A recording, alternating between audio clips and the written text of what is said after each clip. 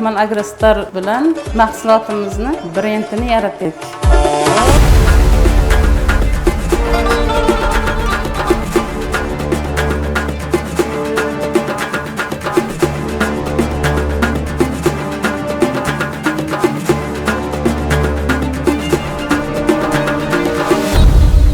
Oldin o'zim oilam bilan ishlardim. Qo'l mehnat. Qo'lda to'g'rab, kichkina o'zimda misrovkanda qilardim. 3 litrlik bankalarda achitardik. Keyin suzgilarda suzib, qisib chiqarardik. Mashaqqat edi. Endi hozir Baxmal Agrostar bilan hamkor qilganimga 1 yil bo'ldi. Texnikalar olib keldi. Oldin 300 litrlar qilardik, hozir ko'paytdik. Texnika yordam berdi. Oson bo'ldi ishimiz. Qadoqlar sifatli qilib, chiroyli qilib chiqardik.